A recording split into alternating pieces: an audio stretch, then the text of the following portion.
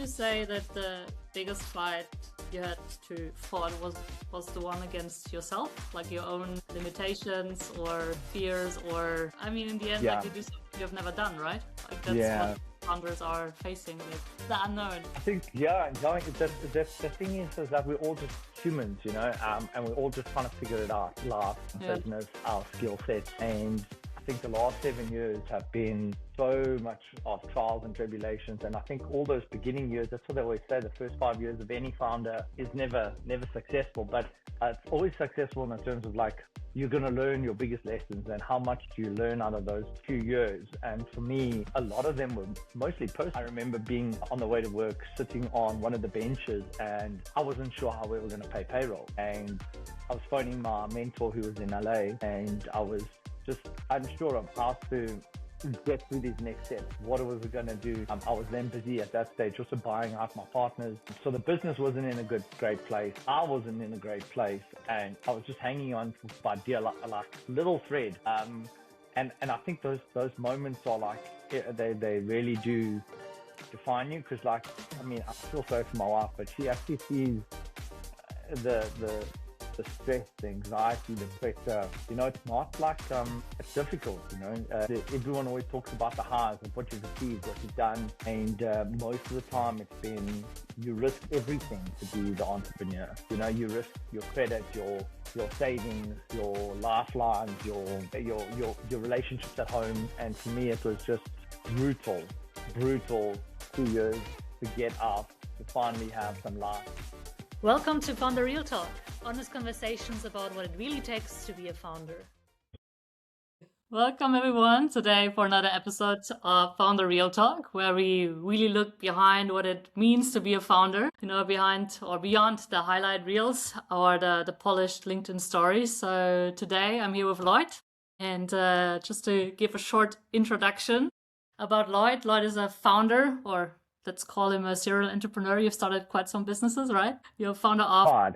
Five. You're the founder of Untapped AI and Untapped.co. Connectivity. Untapped connectivity, yes. Yes, perfect, yeah. And that's all about helping businesses use AI in a very practical way to support humans with AI the best possible. Yeah, beyond the business, you're also a family person. You focus a lot on impact. You run one of the biggest man groups I've heard, with 4,500 members and 350 in Cape Town. Good memory. Memory. Yeah. Yeah. No, really happy to have you here, Lloyd. And thank you very much, Jana. Yeah, I actually looking forward to this.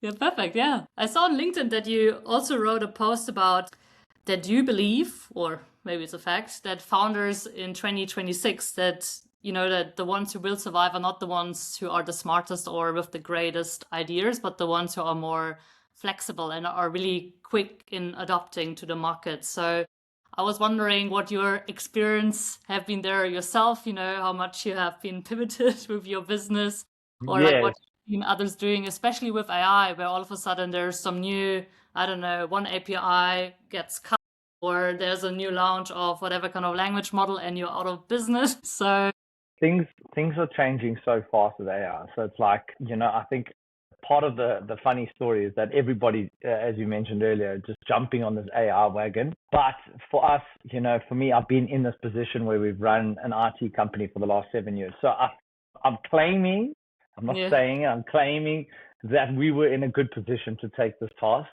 But I'm in no way, even over the last 7 years, I was never anyone that's very technical. My background's accounting. So I'm a very numbers-oriented person. But what I've always been good with is networking and knowing people. So I've always found an opportunity to find a skill set in someone else and then see how it can apply to me and to the market that's out there. And I've noticed, obviously, AI has been approaching us fast and faster. Everyone in South Africa is like, it's still 5 years away. It's not 5 years away, it's here. And so last year we were very fortunate enough to already start building all of the AI tools that we wanted to sell to everyone. And it's been an epic last 12 months. But in terms of how we utilize, I've always just been one of those guys, we walk on the promenade or join World hikes up lines, and you always end up finding someone who's got this insane skill set. We've got an incredible software engineer that we work with. Shout out to Byron. Byron's an epic guy. He can literally build anything. It's like, and when you sit with these it's like you used to have all these creatives before. Software engineers are today's creatives. They're the guys that can go and put like these mad things together and just working on really, really cool products. We spoke about Claude earlier, and just some of these things that these guys can put together. And I'm just this like, I don't know what you would call it, like the person, the musician in the front there, the composer, and just making sure everything goes together. And yeah, that's pretty much what it's been. But and do you believe that your job is gonna vanish like soon, or is it more like one that's gonna stay in the game a bit longer? Sorry, no, but I think might be knocking on your door in 3 years' time saying, Yana, I need a just don't lock me in a room for 5 days. But yes, but I think I am one of those people that I think I adapt very well. I shift and change. Yeah. When we started the first company, it was we built the coverage map, or we were one of the founding companies that built the coverage maps for South Africa. So that's where you type in your address for your internet, and then it pops up and it tells you all the different options that's there. 7 years ago, that was the big craze, was just internet. Internet was like the new big thing, and yeah.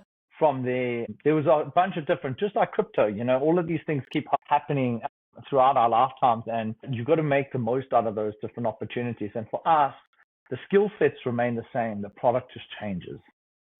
And so, AI might be the product today, but 3 years' time, it's going to change. But what I will do is make the most out of the AI train while it's here. So I believe we've prepared pretty much better than any company in South Africa at the moment. And so we skilled, we set up, we're ready, and we're all sitting there in our little train, ready for this thing to happen. And hopefully it shoots us as far as possible. And yeah, shit, I'm excited. It's like these sort of like little disruptions are everything for me. So I love it. What does it look like? Do you have like a 3-year plan, or how do you check in that you're on track, or if you should pivot, or I don't know, what guys are you tracking, or like what does it do with your anxiety? I don't know if there is any about, I definitely think anxiety pulls is something that every entrepreneur might need. I swear that I definitely do. Those in concertos. But what was I going to say? That's not to advertise to anybody to be an entrepreneur. You don't need to take pills. But we do have like 12 to 24 months exit plans. So, initially when I was young, I went through so many different hurdles, and maybe I can tell you a bit about them. But, when I first started the company, I started my first company called Untapped Space, and it was the black piece that you hold on an escalator. When you hold on to that black, it's usually very dirty. You don't want to touch it. When you're going on an escalator, it goes up like this. So, oh yeah. Yeah. So that black piece, we've invented a film that would go on top of it. So we had like Krispy Kreme going down, and it would go into like a big like bucket of donuts, and you'd be like, oh, and then Krispy Kreme would be on the top. It was very cool advertising. The goal was to create revenue out of very random spaces that weren't utilized, like the bag conveyor belt at the airport. Yes, yeah. We all sit there for like 30 minutes. Where's your bag? Where's your bag? There's never advertising on that thing, so we went out and we tried to do things like that. Unfortunately, COVID killed that business, but it was my start. It was my start to seeing how businesses work. I built it with a few of my best friends, and it's so funny. We were actually speaking to Michael Savides, who's the guys that we built it with, and we're just talking about the days where it was just so raw, so when you're so young and it's your best friend and you're working till like 1, 2 in the morning, and you're getting up at 6 because we thought we had to be like super fit and healthy while we build these businesses. And I think we were like 26 years old, and we're just pushing and trying. We'd work through the night installing these things, and we always reflect back on all the lessons that we've had. Going into all the other businesses, what I did realize is that as South Africans, and I'm not too sure what it's like on a global scale, but most of the youngsters, especially when we were doing it, what I actually thought, we bootstrap everything. So we never had or raised capital. And half of South African population, we live in a lower LSM country, it's a third world country. And so there's many different hurdles that we face with hiring. And so getting the right talent on board was a problem. Keeping that talent was a problem. And then, just keeping the business focused and streamlined as to what the real target was. There was just so many hurdles that we went through. And it's just now I'm in a different space where we've got established businesses, and those established businesses now have different problems of how can we really approach bigger target markets? What's the real strategy on that? And do we need funding? Do we not need funding? And it's just been a different hurdle, but it's been a real amazing journey. Obviously, I think I'm still pretty young, but it's definitely now we in line, or I'm in line for whatever opportunities come, we should be best prepared. Yeah. And that's kind of where I am now. So now I'm excited because now it's when you go into a fight, well, not you do, not that you do, but you've got to be prepared. You want to be fit, you want to be healthy, you want to be ready. And similar to that, I think a business or a person has to have had some trials and tribulations in order to get to a certain point where they can actually say, I'm going to give this 5,000%. Yeah. And so I think that's kind of where we are right now. And I think the AI train will be our best shot. That's our best shot. Maybe we'll have another one or two in our time where, who knows, maybe robots are the next thing. You never know. It's going to be robots, flying cars, jet fuel, who knows. But yeah, anyway. Would you say that the biggest fight you had to fought was the one against yourself, your own limitations or fears, or in the end, you do something you've never done, right? That's what founders are facing, the unknown. I think, the thing is that we're all just humans, and we're all just trying to figure it out, life, our business, our skill sets. And I think the last 7 years have been so much of trials and tribulations. And I think all those beginning years, that's what they always say, the first 5 years of any founder is never successful, but it's always successful in the terms of you're going to learn your biggest lessons, and how much do you learn out of those few years. And for me, a lot of them were mostly personal. I've always been I was saying to you earlier, I've always been a very friendly person. I'm very bubbly. I can get on with a tree. Just leave me there. You can take me to your family bar and I'll make friends with everybody. But the reality was that I wasn't actually very good at managing people, which was funny enough. You would have thought that was my best attribute, is that leave me with everybody. I'll sort everybody out. I'll keep them motivated, I wasn't like that because I didn't have any boundaries. So it was Lloyd's the fun of the parties, the this, that, but also and so there was I had to break relationships, or not even break relationships. I had to break myself a little bit to first figure out that I was the one that was the problem.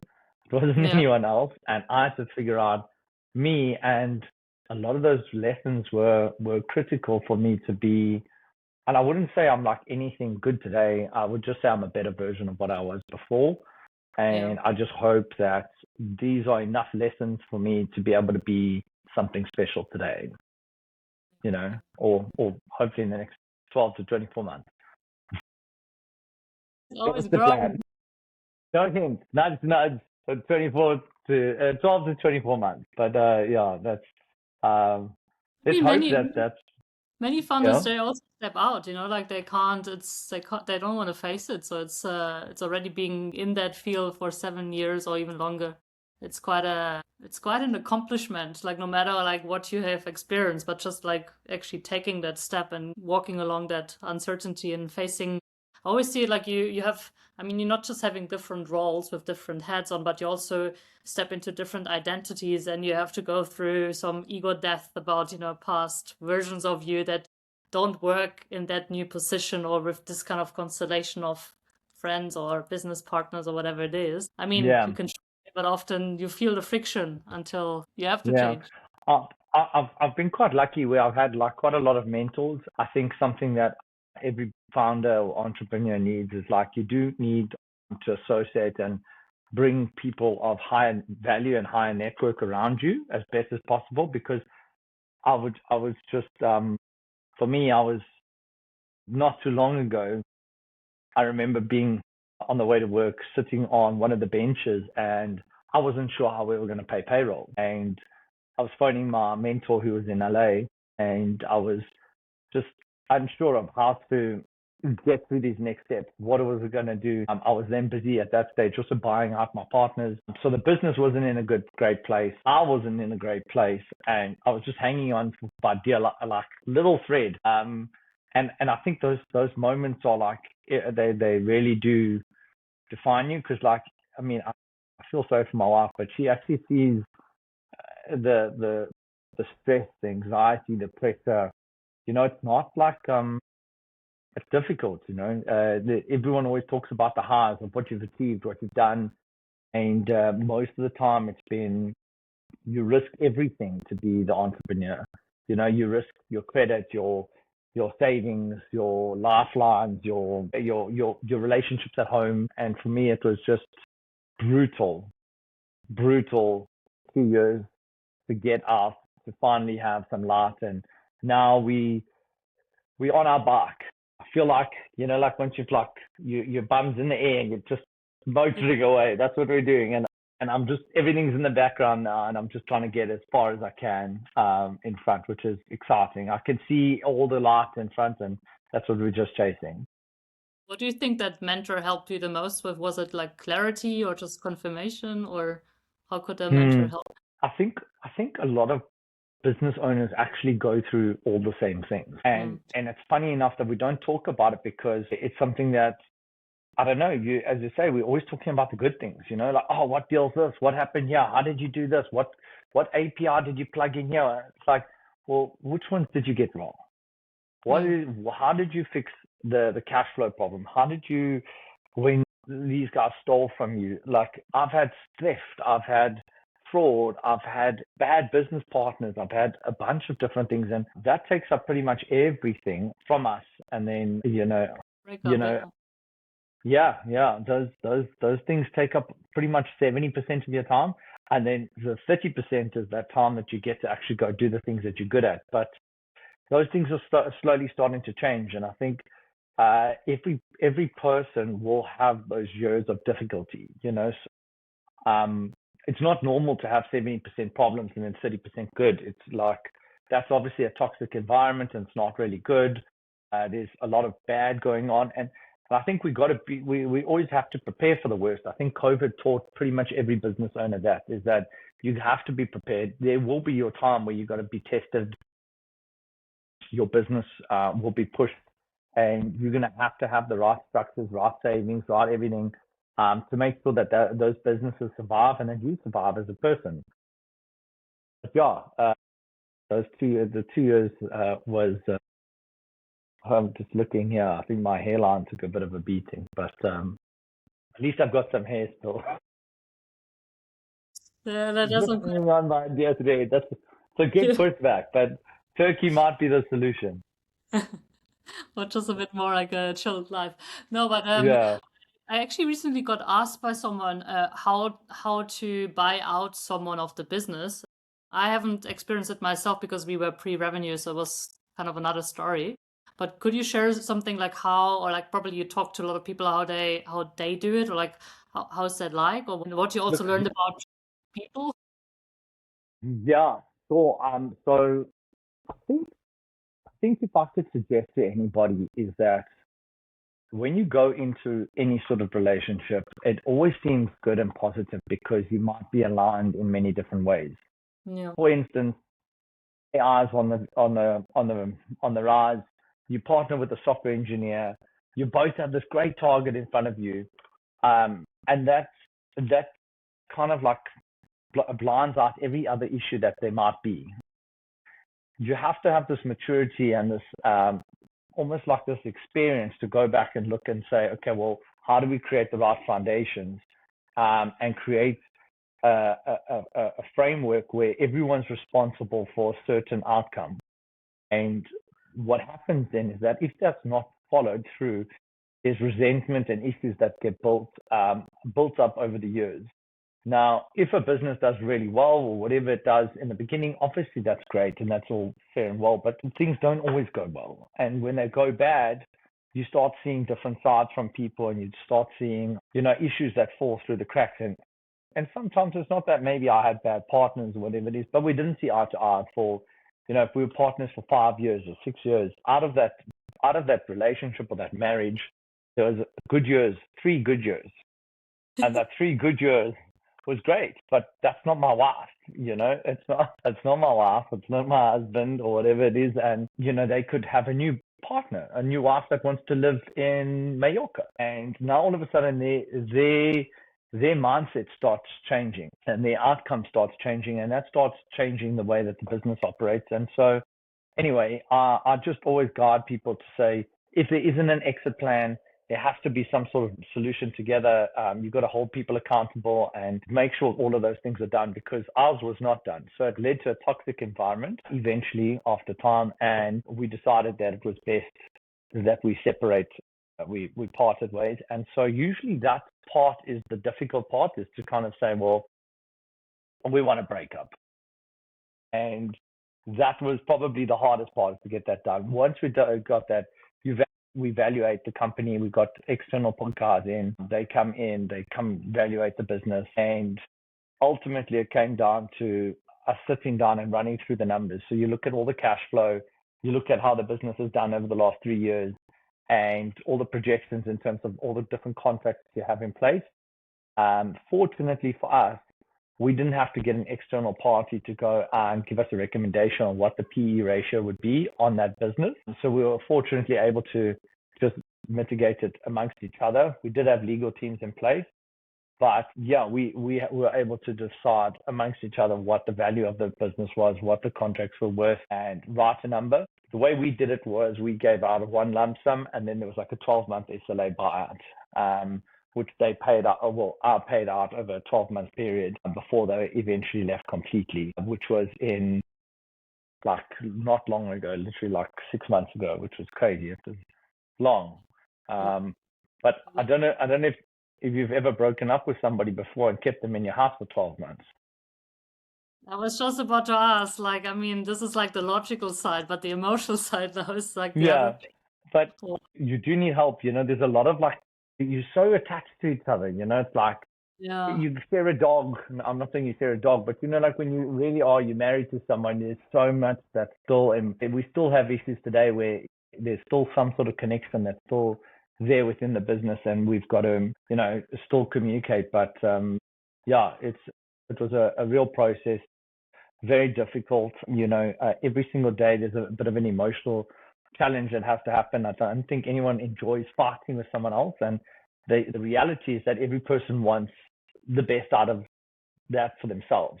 Everyone's very selfish in that situation. So you challenge every conversation, you challenge every calculation, and it's exhausting. So but I'm very proud and happy that through all of that really difficult time, above all, the business is taking a knock because we're not focused on it, and there was fighting and carrying on like that. But we've actually tripled the revenue since from when they left in April all the way through to December this last year. The business tripled in revenue, and so I really just backed myself. And the mentorships that I had were all saying to me, Lloyd, you need to be on your own, and you've got the runway, you've got the legs. And I guess, as I mentioned to you earlier, I'm going through a lot of personal journeys, personal reflections, getting out all the distractions, focusing on myself, getting my spirituality, my body, my mind, everything in like one perfect alignment, gave me the real energy to hit every single day as hard as I can. And I think all the staff saw it, and so everything just started turning. And I do think, I don't know if it was God or if it was someone, but the universe, as soon as my child was born, they were just give them all the blessings. So as soon as she came out, everything started going so well, which thank God. But anyway, it's just been a really beautiful roller coaster since. And Not saying there isn't any issues, but really I'm proud of like the person I am now versus what I was back then. Even if I think like, I might even have some resentment towards them, I'm pretty sure I wasn't a good partner too, because I was in such a bad space in my mind at the same time. So I can reflect on Yeah. myself, I'm probably not a good person to be around either, so just grateful that the lessons have brought me to where I am, and try and be the best man I can be, because everybody wants to, people want to do work with people, people buy from people. And so, if you're not as trying to be the best dad, the best husband, the best entrepreneur, the best thing, like what sort of brand do you represent, And so I think it creates a healthy ecosystem if you're trying to really be the best person you can be. I don't do any yoga classes though, so that's the one thing I have to start doing. But I always feel like if you do yoga, you're a good person. If you meditate and you do yoga, there's some sort of development in that person. No, I'm definitely, there's things I still need to work on, but are we getting there slowly but surely?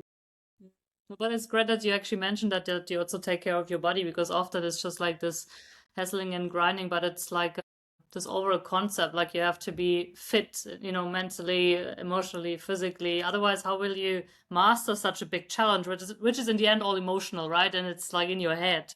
Nothing is really happening in that sense. And in Yeah, the end, yes, you started that business because you both had kind of the same idea, and you just wanted to have fun and you wanted to create something, and then along the way the ego shot things up, life. change. Yeah. Well, it's funny you actually mentioned that. Again, I think it's because business owners and entrepreneurs do know what it is.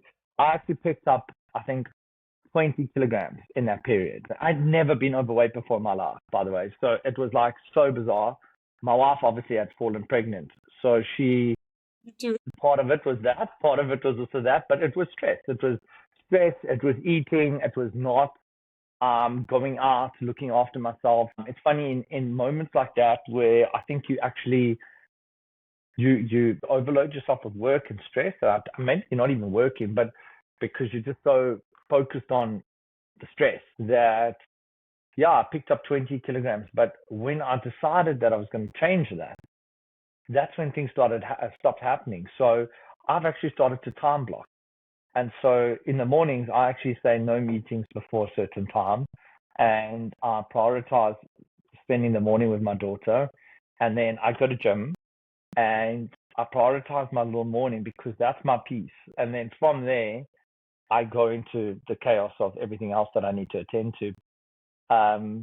It's the health is so important, because I think if you're not fit and you're not healthy, it just does something to you. There's some chemical. You would be a better person on it, but there's definitely a chemical relation between someone that presses or exercises and what their chemical brain looks like at the end of the day if they don't do that. I always But say like you have to be with yourself first and basically decide your own agenda before you get driven by any external environment, and like being online and checking in with others, but you have to be in charge of your life. Otherwise, yes, it doesn't really feel great, and then your body goes on anxiety, and like you chase the next dopamine hit. Yeah, yeah. it's a rat race. Yeah. It's something I think I also want to work on, is that I'd actually like to get my phone off, or try and start that day without that Yeah. initial, you wake up, you got like 7 emails, something's gone wrong, something's happened down there, and just wake up at peace. And I Yeah. think you would actually approach the day with a lot more peace, because I'm sure there's going to be problems, but if it's the first problem that hits you, you're going to be very calm. But if it's the seventh one and it's still 9 a.m., it's like, well, we're going to experience quite a hectic day. Probably that like often certain problems, if you don't care for them immediately, some of them they just dissolve. They're actually not that important. There is gonna be some breaks. It's funny, I've actually worked out, I was telling you, with my ADHD, or even if it's not ADHD, whatever it is, I just know how my brain operates. And Yeah. I've realized that someone actually taught me something. His name's Gal Ezra, and he was also like a mentor for me. And if I open something, I must close it. So if I open things and close it, the anxiety goes away. So my problem is well, it's not my problem, it's just how I am and how my business runs. But I'll have legal open, I'll have collections, I'll have finance, I'll have marketing and all of these things, and there's problems and people phoning me for everything. And then I just turn off, and that turning off for me is that, like, or let's just say the family just arrives for a random dinner. I'm like, I've got to just finish and close off all of these different things before I do that so that I can attend to it. So with the problems that we have, I'm like one of those guys, I just actually can't turn it off until I turn it off. And maybe it's a reason why I do a service business. And so, like, one of my skill sets is that with all of our staff, they're like, Lloyd, how do you remember everything? I remember if there's a client that's an issue, I still have to go and, like, attend to it. There's got to be something that happens there. Otherwise, I actually feel uncomfortable until I've actually just done something. Either we make a decision or we don't, but I have to attend to it. Otherwise, like, my hairline's going to go, like, all the way there within one evening. But from a neuroscience perspective, what helps is just to write down what is still open, but then you give your head or like your mind like the permission to deal with it later. But it's not like looping, like, always like. Yes. I think those are skill sets I need to work on, because I think mentally I have lots of things that I haven't quite developed. We spoke of something before this offline. Mentally, I don't think business owners, or I think anybody in general, exercises enough is this mental space that we have. There's mental games and mental things that you can learn. Like, for example, my opening and closing that one guy taught me, it stuck with me. Just stuck with me because I did it once and I was like, this works. And so there's other skill sets as well. It's like someone spoke to me about prioritizing things, and the rest of them that serve me no purpose or no value, I need to put them away and just push it off the table. Oopsie. What happened there? Yeah. It's a principle, 80-20. So just focus on what actually shifts the needle. Yes. What's that Japanese term again? It's called Pareto principle, the 80-20 rule. Is that the Japanese one? I'm not sure. There's a Japanese term that you must only eat 80% of your. It's like you must only use 80%. The 20%. So it's aligned with whatever you're talking about now. I know Ikigai is the one for purpose, and then there's another one. There's, I think, 5 or 7 Japanese principles, and one of them is that it's the 80-20 rule. And so only eat 80%, and then the 20% you leave, and only drink, and the message. Okay. Yeah. The 20 rule I know is that you focus on the 20% that gives you 80% of the output, and the rest is just noise. But it's about prioritizing really what is the 20% that really has an impact, and not like the 80% of one email here. Oh, okay. So yours is slightly different. Okay. But interesting that they're both 80-20. Yeah. I definitely need to work on that. Like, as a young founder that's bootstrapped everything, I think we say yes to all business because we want as much business as we can. So we've always been like 100%. As time has gone by, same thing with friends and same thing with people. We take everyone in, everyone. We land up worn out, running around doing business for people making no profits. You name it. And you're right. You have to like actually start. But again, when you get to a certain level, you can start doing that, where you start saying, these are the things I need to prioritize over others. But interesting. See, we're always learning and always growing. So I'm very much aware of the time. So maybe one last question. What would you say people in the startup world or like founders should talk more about? What would be something you would say, there's like not enough real talk? So something that I've been passionate about and something I've learned a little bit about the last 6 months. Yes. The more that you focus on yourself in terms of your health, your well-being, what it takes, and sorry, I know Jana, are you female? I'm from a man's perspective because I often thinking about myself, what it takes to be the best. We don't prioritize, we don't praise it enough of like what a man must be a loyal, dedicated person. He doesn't need to be aggressive. He doesn't need to be all of these things. You need to be sober. You need to be um, really in touch with who you are. You need to exercise. You need to be mindful. You need to be kind. And I think the more that you can practice, like really working on all of those things, really will push you to new heights. A, you'll have so much more clarity. B, you'll start surrounding yourself with really important people that will see such value in you, because I think the world is longing for really good men, really good. Just you can be kind and you can be strong and you can be all of those things in one thing, But if you're intentional about things and you actually know what you're saying and what you're doing and you're there, I think that gives you all the respect and honor that you deserve and you need. And I think by being that as a person will really start helping you as a founder, just becoming that much more intentional and that much more professional in everything that you do, and your output will be 10x. But I do want to share you with something that happened recently. It's by a guy named Alex Simpson. He's actually, so we spoke briefly about the brothers group that we have, where there's 4,500 of us and blah, blah, blah. It's a deal flow group. And Alex is a big advocate of network. He loves pushing his network, and Alex has done incredibly well, and shout out to him. He's just hit some massive milestones. Alex is the kind of guy that he will, I don't know if I'm allowed to say this online, but we'll just have a go. And he will literally go out, and his purpose is to go out there and meet people, and he wants to meet people bigger and better than him. He wants to learn from them, and he's had that intention. And the key word here is intention. He's had that intention since he was like 18. 34, we're the same age, we grew up in the same area. And I mean, he's having dinners with Jeff Bezos and living on another level.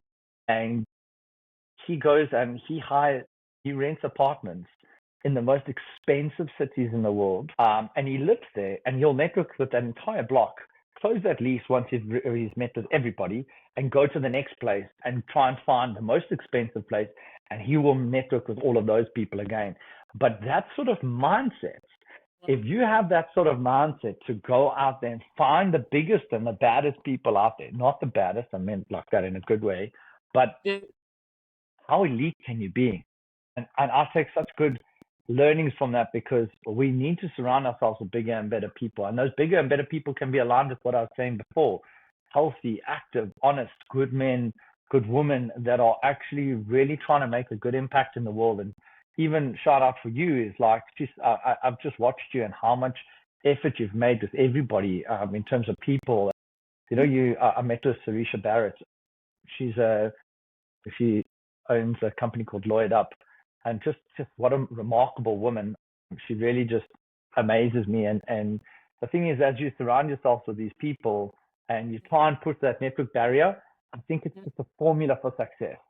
Hang around the right people, make sure that you're doing the best thing for yourself, and together, over a certain amount of time, things should come right. Along this lonely journey of like finding your new drive. Yes, yeah. We'll get there. You get there slowly, but yeah. Thank you for having me, Anna. Honestly, you're amazing, and I appreciate you. And you're doing such a nice thing. And I think founders the more that founders get to discuss real things with each other, I think the more that we realize we're all on the same path, same lessons, and there's a lot of support out there, which is what you've created, which is amazing.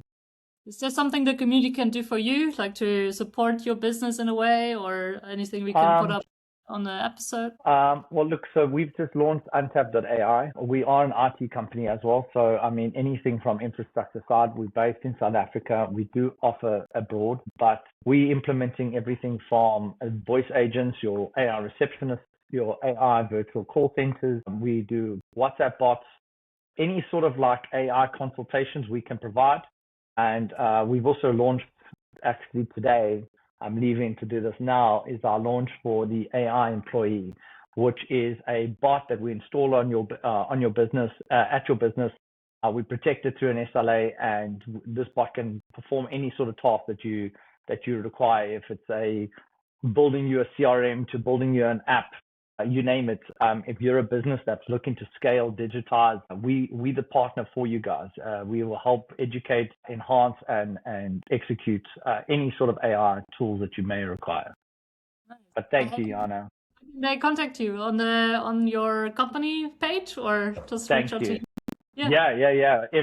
Everything's on our website, and it's all automated, but you'll eventually get to us. But hopefully everything will. I'm watching everything, so I'll be in touch with you quickly. But thank you, Jana. Thank you so much. All right, appreciate you, and we'll touch base soon. Thanks for listening. Hit subscribe so you don't miss the next episode.